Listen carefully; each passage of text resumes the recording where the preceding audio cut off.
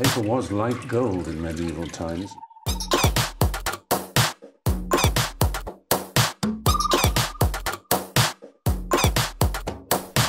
Oh, not tobacco, sugar. That everything we thought we knew about the world might turn out to be completely wrong.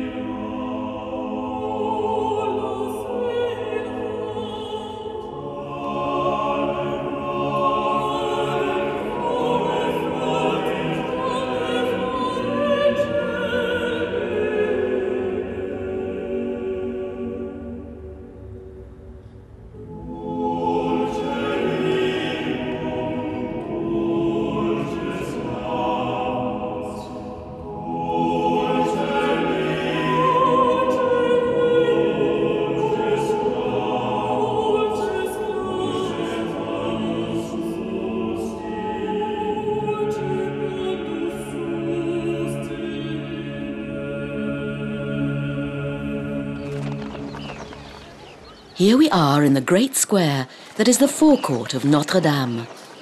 It is crowded with people from every corner of the world, of every generation.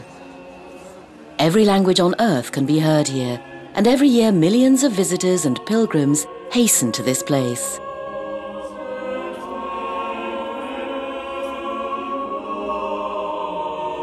This is the heart of the Ile de la Cité, the heart of contemporary Paris.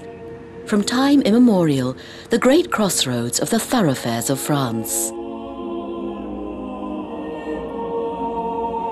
From north to south runs the road linking Flanders to Aquitaine. From east to west, the inland France of the Champagne and Burgundy regions moves towards the seascape of Normandy.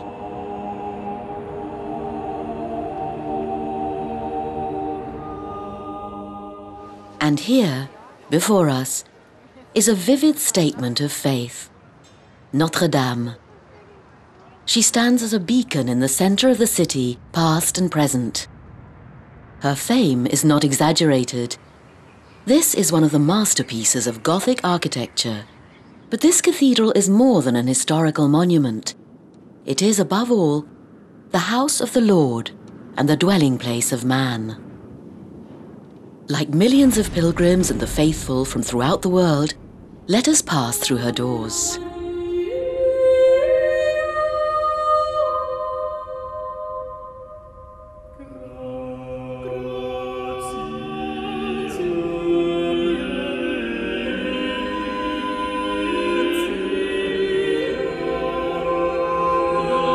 The cathedral is the mother church of a diocese, the church of the bishop, who is successor to the apostles of Jesus Christ. That is where his seat is, his cathedra, which is where the name cathedral comes from. It is a vast church, a place for the gathering and shelter of the ecclesia, the community of Christians around their priest-pastor.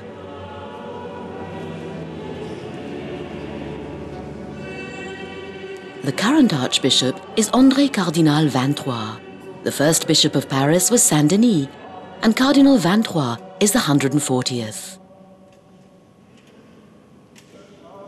This is where we find the high altar, where the bishop celebrates the Eucharist, the central mystery of Christian life, the remembrance of the death and resurrection of Christ.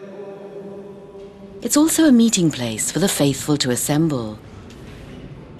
As the place where the Word of God is passed on, any cathedral, past or present, is a locus of the teaching of religion and doctrine to enrich the faith of baptized Christians.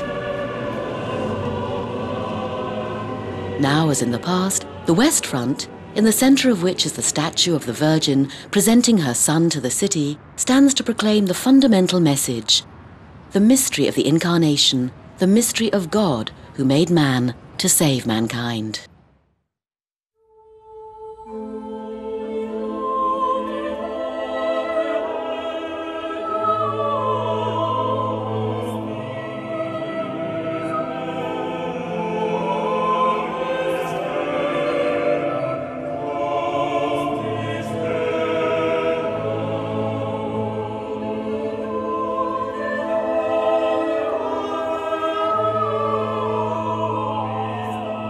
For more than 20 centuries, people have been praying in this place. Before the present Notre Dame Cathedral, first a Gallo-Roman temple, then a Christian church, and then a cathedral all stood here. The spread of Christianity in the Paris region goes back to the middle of the 3rd century AD and was carried out by Saint Denis and his fellow priests. After the conversion of the Roman Emperor Constantine, Christianity became the official religion of the Roman Empire. From then onwards, Christian communities were organized around their pastor, the bishop. His church, the cathedral, would soon symbolize the city. It was thus that the Ile de la Cité became the spiritual heart of Paris. And so it remains today.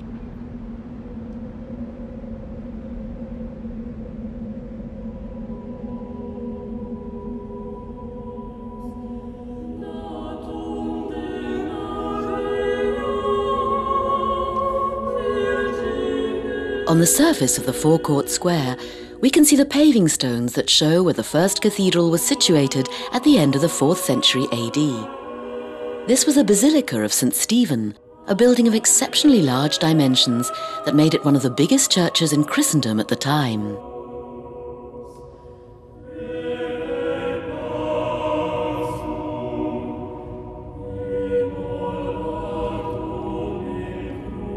What is now the Hôtel Dieu Hospital also serves as a reminder of the construction that occurred around the cathedral that was here before Notre Dame.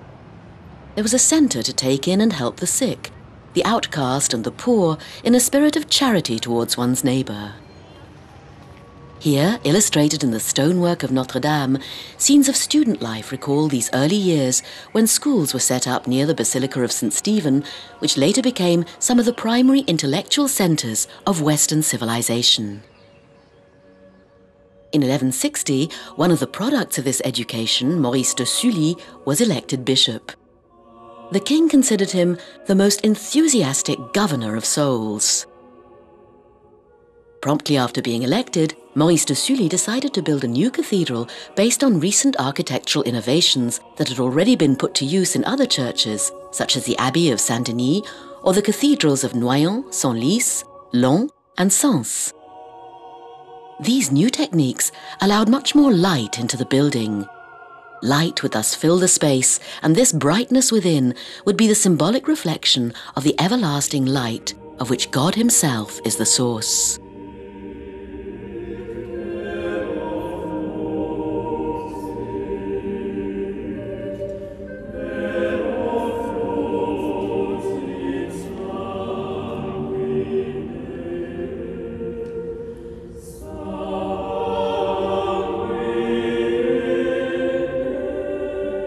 Between the 11th and the 13th centuries, a wave of design started from Paris and covered the Kingdom of France, with cathedrals built using the new architectural methods of Gothic art.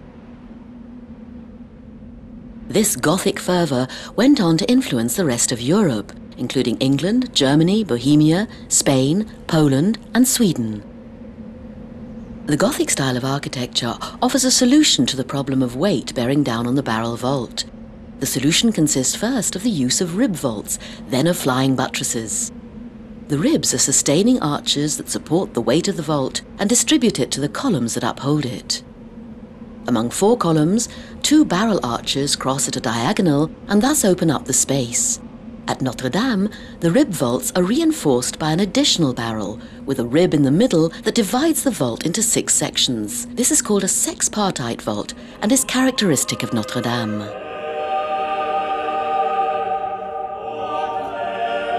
The vault provides a vertical lift such that the central columns carry the weight of the building.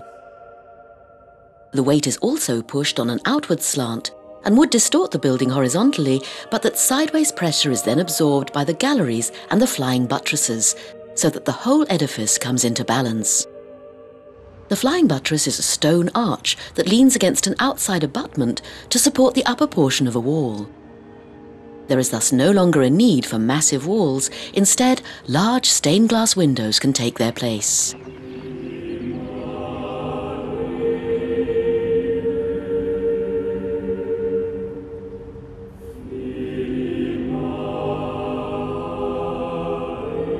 These new forms of Gothic art make it possible to reveal the spiritual sense that Maurice de Sully wanted to give to his cathedral. It will become an image of the city of God, the heavenly Jerusalem. I am the light of the world. He that followeth me shall have the light of life. In this same era, there developed a new form of spirituality in which the Virgin Mary held the decisive role. Thus it was that, like many other cathedrals in France, the new cathedral in Paris would be dedicated to the Virgin and be named Our Lady of Paris, Notre Dame de Paris.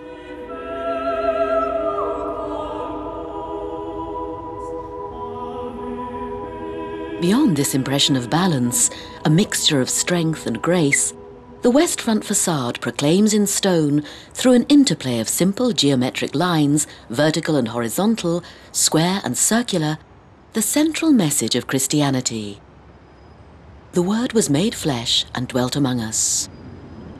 Here in the middle is a circle, a perfect and boundless form, and thus the representation of things in heaven, which is placed inside a square, the image of the earthly world.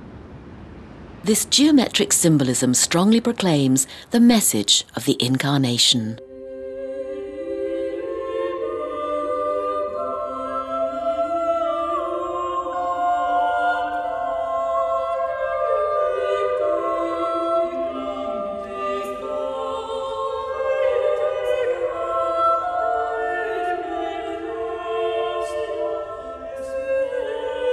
Tradition has it that the first stone of the new cathedral was laid by Pope Alexander III in 1163. Building began with the eastward chevet, facing the rising sun, the traditional symbol of the resurrection that is celebrated in every liturgy. From 1163 to 1250, 4 major building phases occurred, to which several generations of master builders contributed. A first master builder constructed the chancel and its double ambulatory over an original height of 4 stories.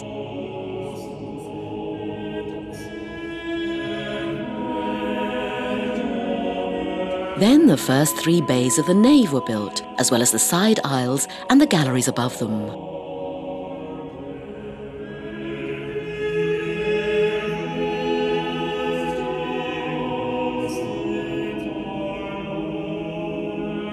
After the death of Maurice de Sully in 1196, his successors carried on with the original plan. The last 2 bays of the nave were completed and the facade was erected with its great portals, gallery of kings, the great rose window and the archways above it, and the 2 towers.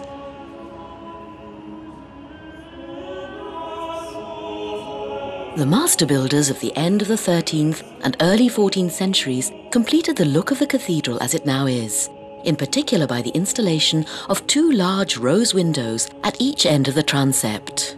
These stained glass windows are masterpieces of their genre. By 1330, after 170 years of work, Notre Dame was built. Although some changes had been made to the initial specifications of Maurice de Sully, the original plan had largely been adhered to. The result was spectacular: 128 meters long, 40 meters wide, 33 meters high below the vaulted ceilings. One commentator, Charles Fegdal, wrote that Notre Dame is a stunning poem in stone that one can read and reread and each time find new beauties revealed.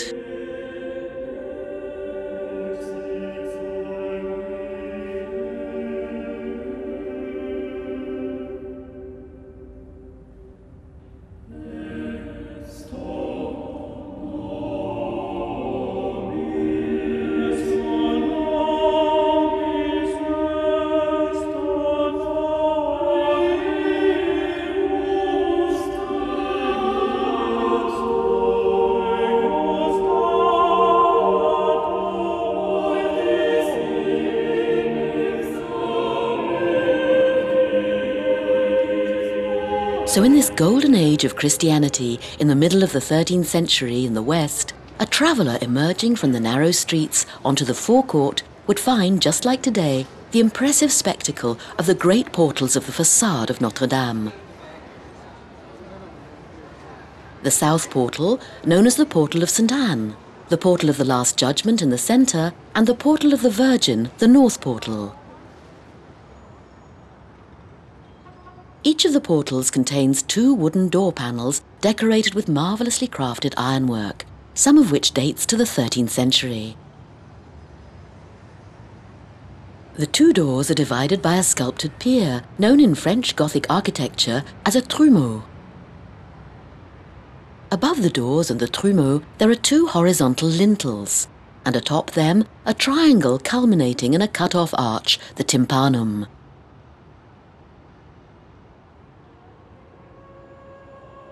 Still higher are concentric sculpted arches, known as archivolts.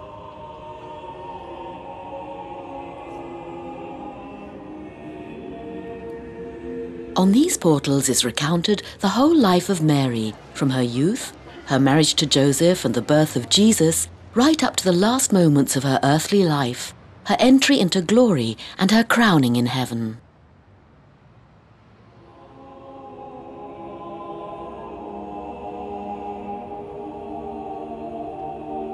The right-hand portal is named for St. Anne, Mother of the Virgin Mary. This is the oldest of the 3 portals, and recalls features of the prior Basilica of St. Stephen. In particular, on the tympanum is a grand portrayal of the Mother of God, a majestic Virgin sitting beneath a canopy and displaying the child who is giving us his benediction. The lintels show us all the stages of the life of the Virgin Mary: her marriage to Joseph, the Annunciation by the angel Gabriel that Mary would conceive a child, Jesus, called the Son of God, and the Nativity, the scene of Jesus' birth in Bethlehem. The left-hand portal, known as the Portal of the Virgin, is of exceptional quality and ranks as one of the most beautiful examples of French sculpture of the 13th century. On the upper lintel, 2 scenes are depicted: the Dormition and the Assumption of the Virgin, surrounded by the 12 apostles and by Jesus, who has come back to bring her to heaven. On the tympanum is found the theme of the coronation of the Virgin before the risen Christ. On the archivolts, the celestial choirs sing in praise of the Virgin as Queen of Heaven, where she shares in the glory of her Son. The central portal, the Portal of the Last Judgment, also dates from the beginning of the 13th century, but has been reworked on numerous occasions throughout the years. Christ displays the wounds of his suffering and reminds us that he came to save humankind through love. On either side, 2 angels respectively hold the instruments of his passion: the cross, spear and nails, while the Virgin and St. John, the 2 great witnesses of Calvary, pray in intercession for all humankind.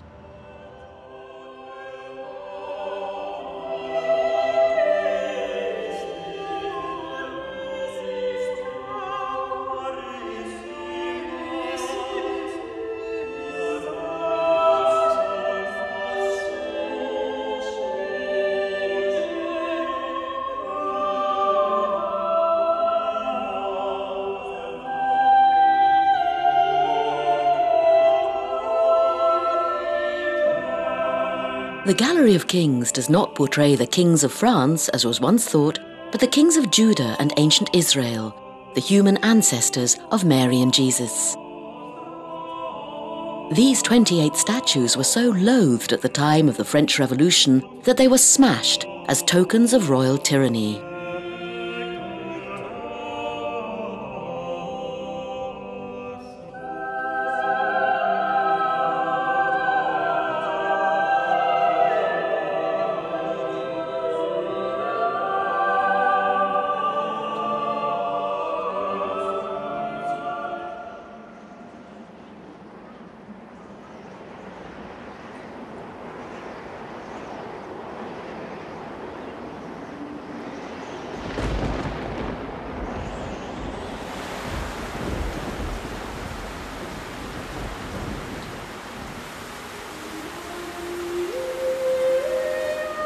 Periodic work was done on Notre Dame over the years, and in the 19th century a major restoration project took place.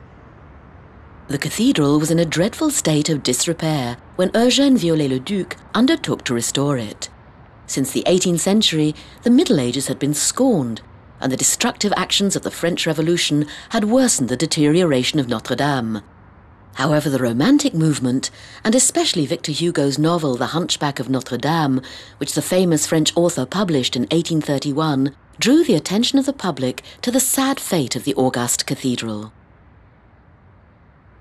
The public's interest was piqued to the point that enough money was raised to renovate Notre Dame.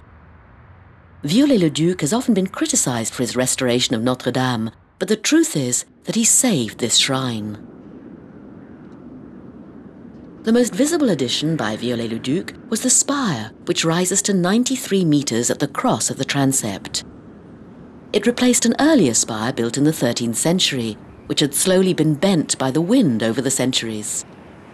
It was removed after 500 years of service. At the end of the 19th century, Viollet-le-Duc ordered a new spire from the carpenter Bellu. It's made of oak, covered in lead, and weighs 750 tons.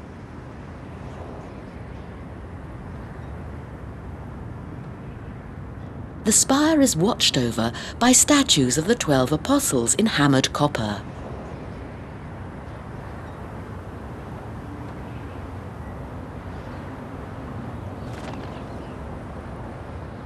All the apostles face Paris, except for one, St. Thomas, the patron saint of architects, whose features are those of Viollet-le-Duc himself.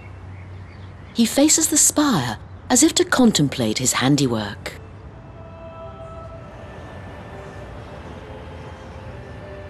Viollet-le-Duc had already left his imprint on the restoration of the Gallery of Kings, where he portrayed himself on the 8th statue.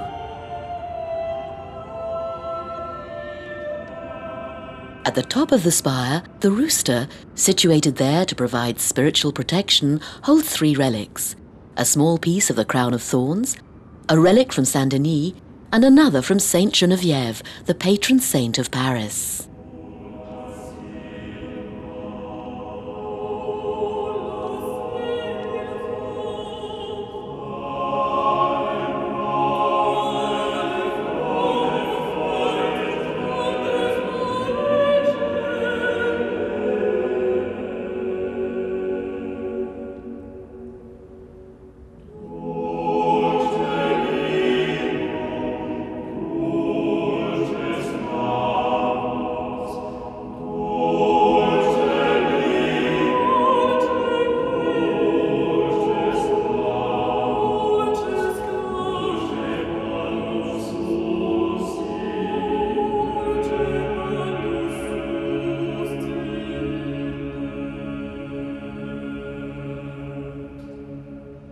The windows of Notre Dame have always been of outstanding magnificence and astonished all the travellers who have entered its walls.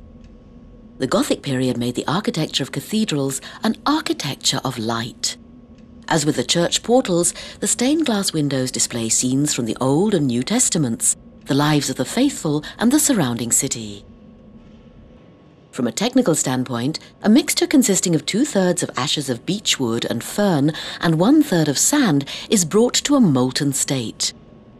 The resulting paste is shaped and blown. The thickness of the glass varies between 3 and 6 millimeters. This unevenness provides the radiance that makes the stained glass so beautiful.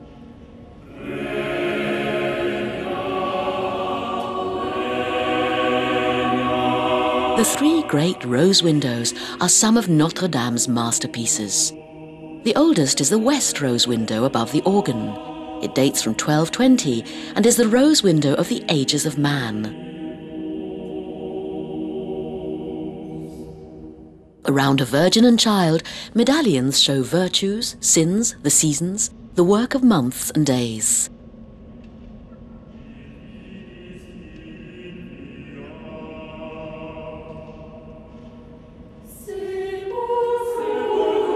With a diameter of 9.6 meters, it was at the time the largest rose window ever made.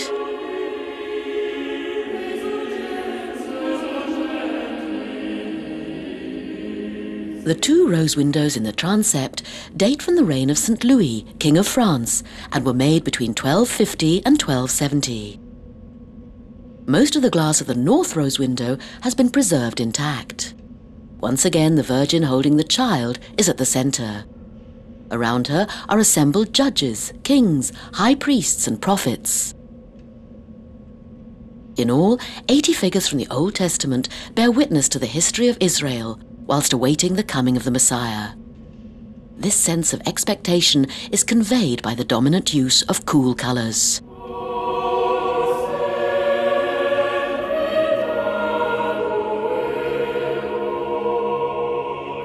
In contrast to the north rose window, the south rose window was substantially changed in the 18th and 19th centuries. Installed in 1260, it's built around the symbolism of the number 12, the number of the world accomplished. Into the created world, depicted by the number 4, comes the triune God as a 3. This rose window shows the ages of the Church. Apostles, martyrs, confessors, and virgins surround Christ in majesty. Here, the Christ of the New Covenant is emphasized by the use of warm colors.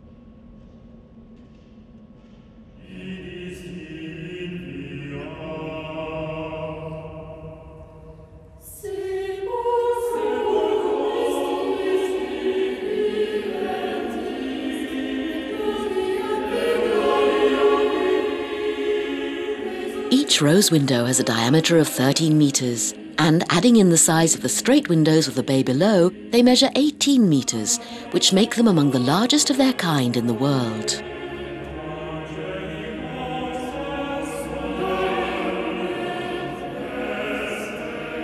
All the stained glass windows of Notre Dame were destroyed in the 18th century, except for the great rose windows. In 1855, Viollet-le-Duc remade all the stained glass windows. In the apse chapel, the chapel surrounding the chancel, the high windows of the chancel and nave, as well as the windows of the small cloister and the sacristy.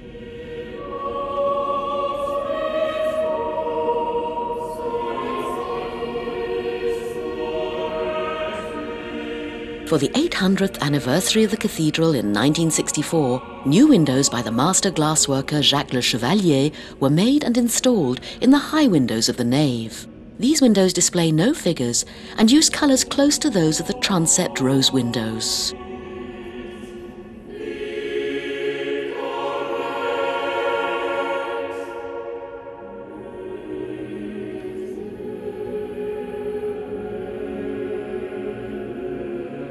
During the Middle Ages, the chancels of churches were blocked off from the rest of the church by a barrier so as to encourage contemplation. At Notre Dame, the barrier was installed in the late 13th and early 14th centuries. This rood screen, as it is called, blocked entry to the chancel and hid the high altar, the symbolic centre of the church, from the congregation. The original rood screen was lost, but the separation of the chancel from the rest of the cathedral lasted until the end of the 20th century. Today, the chancel is open, so as to bring it together with the rest of the nave and the congregation.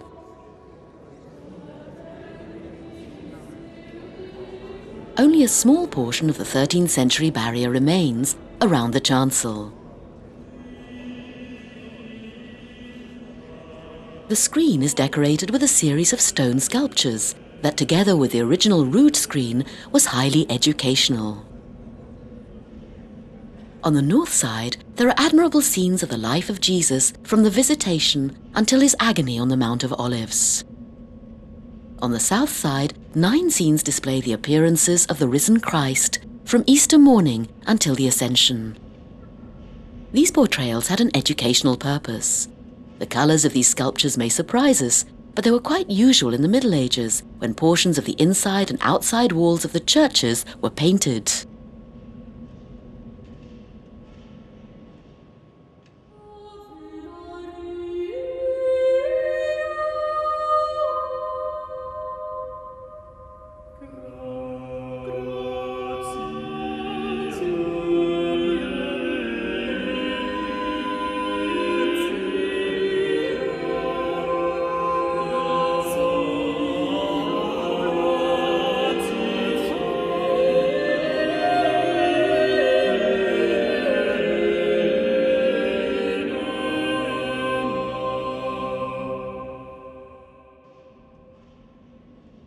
Over time, the side chapels, as well as the ambulatory chapels, were increasingly decorated with altar shelves, known as retables, paintings, statues, and metalworks. Little is left today. Some of the side chapels are adorned with May paintings. From 1630 until 1707, on the 1st of May, the opening day of Mary's month, there was a tradition of offering a large picture called a May painting to the cathedral. This was a significant creative artistic endeavour in which the greatest religious painters of the time outdid themselves. In total, 76 May paintings were produced. They were removed from Notre Dame in 1793 during the French Revolution. There are still 12 of them in side chapels of the nave.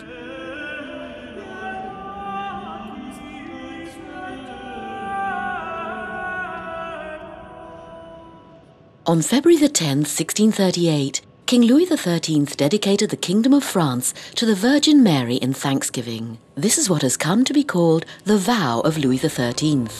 In remembrance of this act of consecration, he requested that for each solemnity of the Assumption on August the 15th, the day when the Church celebrates Mary's ascension to heaven, a great procession should be organized at the end of the office of Vespers. This procession is still today at the heart of the celebrations that the cathedral conducts to commemorate the 15th of August, with a river pilgrimage on the Seine, and which attracts the biggest congregation of the year. The silver statue of the Virgin and Child generates considerable ardor.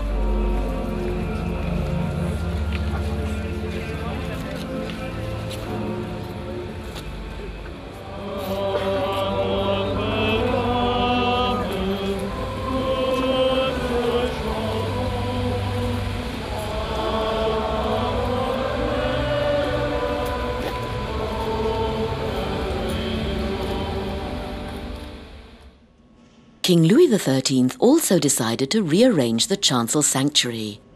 By a quirk of history, his wish was not to be granted until the beginning of the 18th century, and would be carried out by his son, King Louis XIV.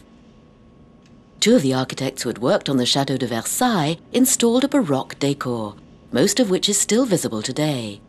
In the centre is a Pietà, a statue of the Virgin Mary holding in her lap her dead son, which is the work of the sculptor Nicolas Coustou.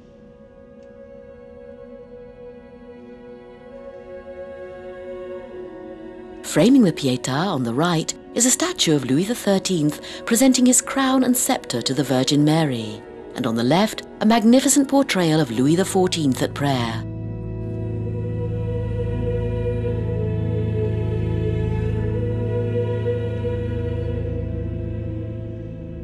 Around them, 6 angels in bronze bear the instruments of the Passion of the Christ: the crown of thorns, the nails, the sponge soaked in vinegar, the reed, the inscription INRI, and the spear.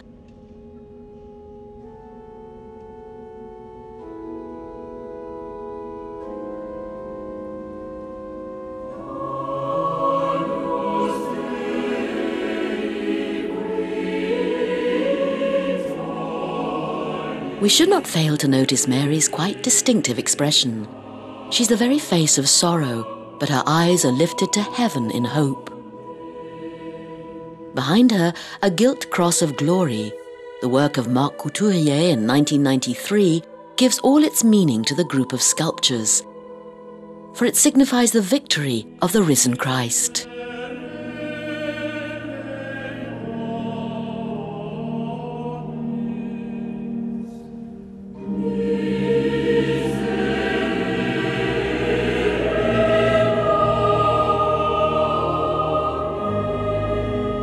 This Baroque decor is rounded out by the cannon stalls, which are among the most splendid achievements of the latter reign of Louis XIV. The life of the Virgin Mary is depicted across the tall panels.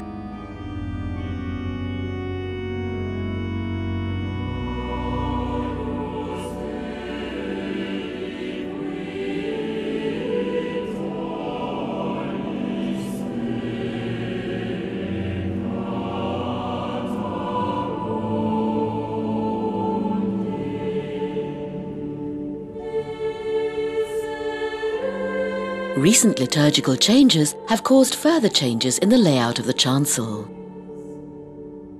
Thus, in 1989, Jean-Marie Cardinal Lustiger asked that a new high altar, designed by the sculptor Jean Touret, should be installed at the entry of the chancel. This modern work of sacred art fully respects the grand symbolic traditions of the church. The four evangelists, shown on the altar front which faces the nave, are surrounded by the depiction of the four greater prophets on the sides. This is an echoing of the traditional depiction in stained glass windows of the four evangelists mounted on the shoulders of the four greater prophets. The Cross of Glory completes the scene magnificently, the culminating point of the axis of the cathedral, turned in mystery to face the horizon of Christ's resurrection.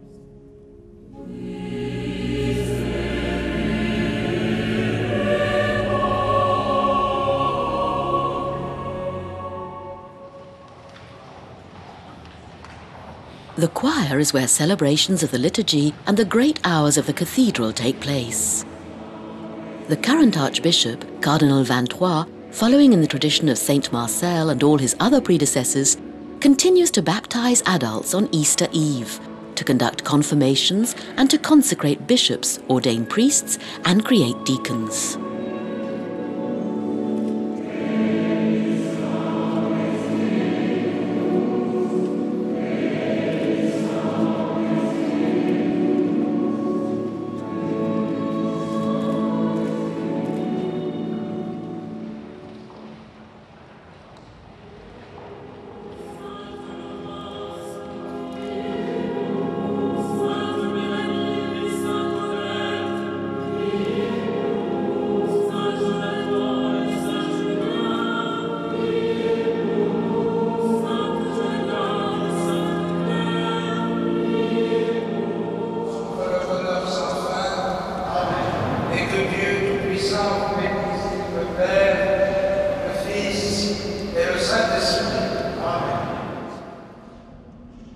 The choir is also where the holy relic of the crown of thorns and the relics of the Passion of the Christ are venerated.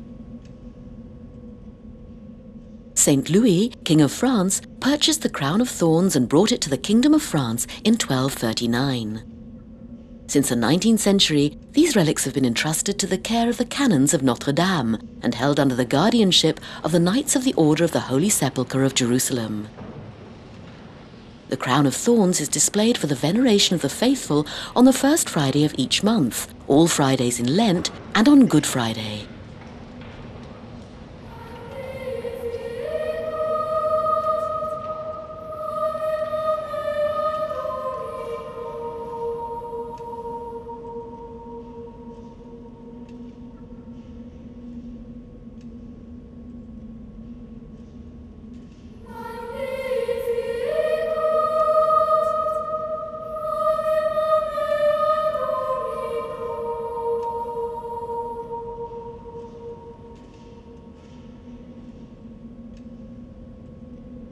A cathedral without voice and music would be soulless and empty.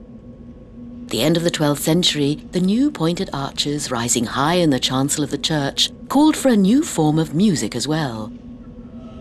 The masters and singers of the time perfected a bold new style of chant in which several voices sing on top of the other, known as polyphonic chant, which made the reputation of the School of Notre Dame. Music has been an integral part of Notre Dame since the beginning. This is the sacred place where human voices are raised to God in praise and supplication. That is why a church is most fulfilled when celebration occurs through chanted prayer and when sacred music, choirs and the organ provide inspiration.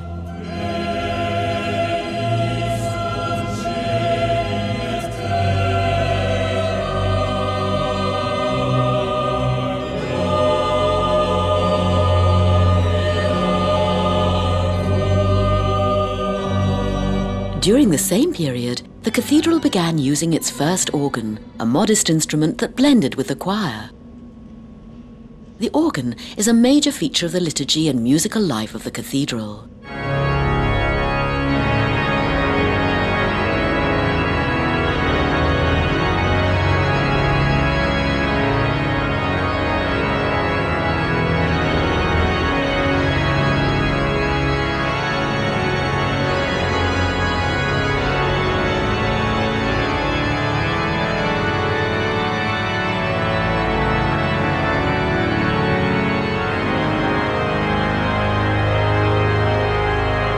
The big organ results from several centuries of musical development and French organ making. With 5 manuals, 109 stops, and nearly 8,000 pipes, it is the biggest organ in France and surely one of the best known in the world. As in olden times, music continues to play a major role in spreading the fame of Notre Dame Cathedral. Weekly organ recitals and concerts by the music masters are evidence of the insistence on excellence by all the participants who provide the music of Notre Dame.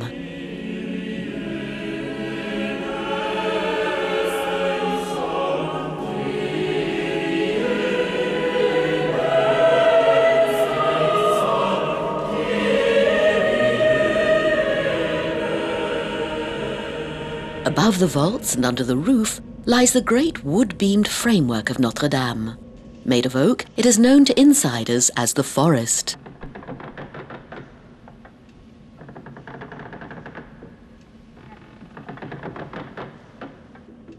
It consists of the wood of 1,300 oak trees, which adds up to more than 21 hectares. This wooden framework dates from the 13th century and is one of the oldest examples of wood-beamed frames in existence, particularly since Notre Dame has had the good fortune not to experience a major fire.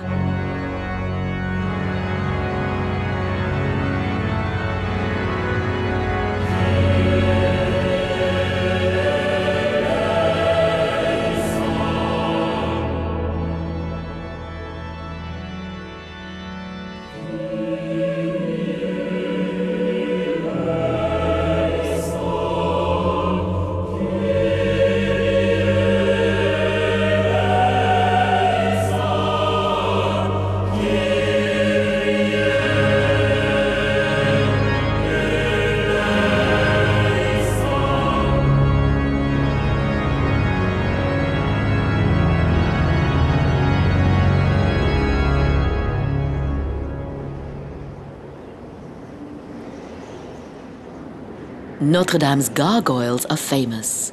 They were positioned at the end of the gutters to run rainwater off the roof. Thanks to the positioning of the gargoyles, overhanging the sides of the cathedral, the sometimes impressive amounts of water coming down in a rain shower are deflected away from the walls of the cathedral, which in this way are spared water damage. The gargoyles often take the form of fabulous animals that were included in the medieval bestiary. There was so much wear and tear on them over time that most of these gargoyles now date from the restorations of the 19th century.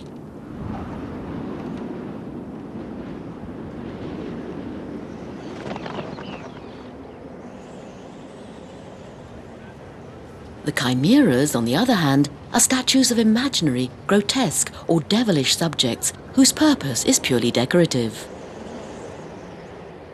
They are high up on the building at the top of the west front.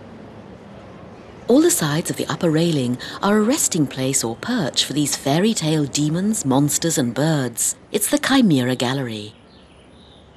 These features weren't there in the Middle Ages. Viollet-le-Duc drew them from his imagination and designed them himself, in keeping with the medieval spirit.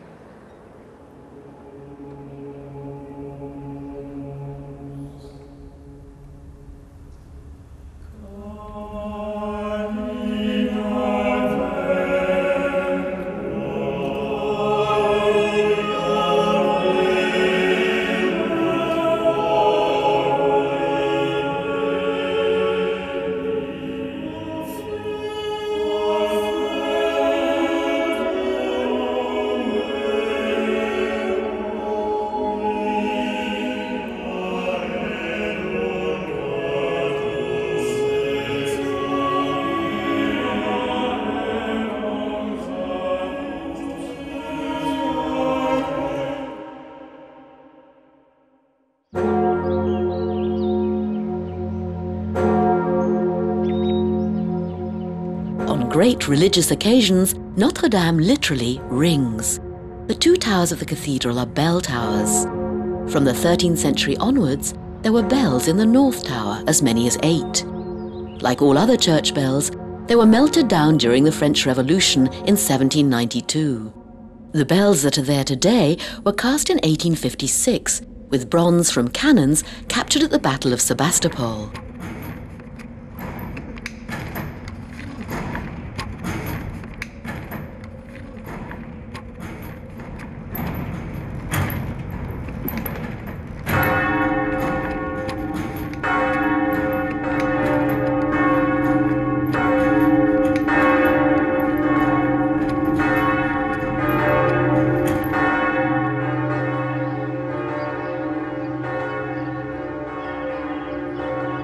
In the 14th century, there were two great bells in the South Tower, but only the great bell Emmanuel survived the French Revolution.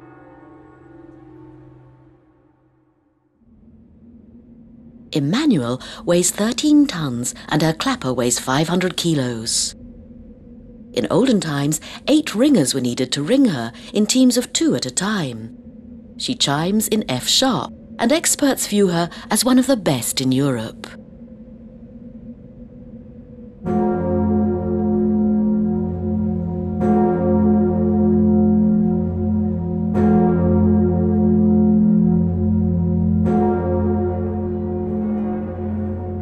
Not only is Notre Dame closely linked to Paris as the spiritual and religious centre of the city, the cathedral also serves as the place where great national events have been commemorated throughout the history of France. The opening of the nullification trial of Joan of Arc in 1455, the coronation of Napoleon Bonaparte, Emperor of the French, on December 2nd, 1804, and the Magnificat celebrating the liberation of Paris in the presence of General de Gaulle on August 26th, 1944.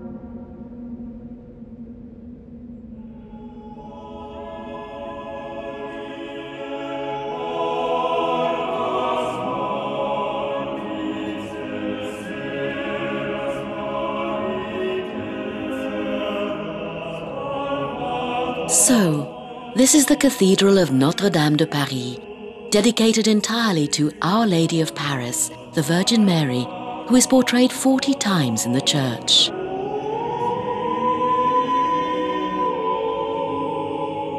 Her most famous and most worshipped statue, a mother and child of the 14th century, greets us on the way into the choir, in the very place where the faithful have come to worship and pray to Mary from the very beginning. It was here, at the foot of this statue, during the singing of the Magnificat on Christmas Day 1886, that the poet Paul Claudel converted to Christianity, saying, "In an instant, my heart was touched and I believed."